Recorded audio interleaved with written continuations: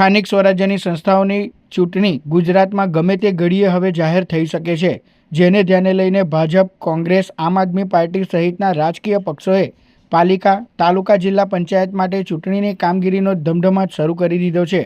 ચૂંટણીલક્ષી કામગીરી હેઠળ કોંગ્રેસ દ્વારા જિલ્લા કાર્યાલય ખાતે સેન્સ પ્રક્રિયા હાથ ધરાઈ હતી.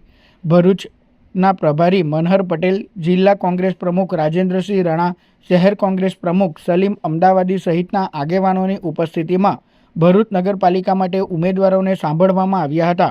ભરૂચ પાલિકા ચૂંટણીની સેન્સ પ્રક્રિયામાં તમામ 11 વોર્ડ માટે કોંગ્રેસમાંથી ઉમેદવારી કરવા ઈચ્છુક ટિકિટ વાંચકો તેમના ટેકેદારો સાથે ઉમટી પડ્યા હતા.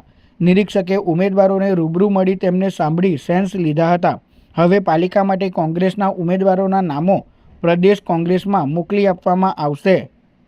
સવારે 10:30 કલાકથી ભરૂચ અમારી કાર્યાલય ખાતે ભરૂચ નગરપાલિકાના સેન્સ લેવાની પ્રક્રિયા ચાલુ છે. ખૂબ ઉત્સાહભેર ઉમંગ સાથે યુવાધન, મહિલા, ઓબીસી, એસટી, ઓબીસી તમામે ટિકિટની માંગણી કરી છે ને મારે ધ્યાન પ્રમાણે 200થી વધારે ફોર્મ ભરાયા છે. તમામના વ્યક્તિગત સેન્સ લીધા છે. પક્ષ સાથેની વફાદારી, પક્ષ સાથેનું કામગીરીને ધ્યાનમાં લેવામાં આવે છે. યુવાધનને, શિક્ષણને પણ ધ્યાનમાં લેવામાં આવે છે.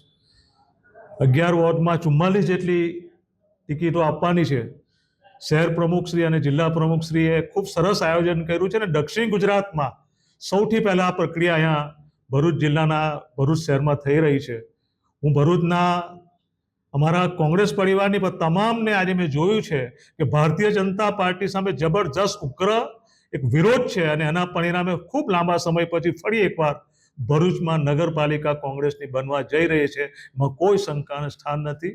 જય હિન્દ, જય કોંગ્રેસ.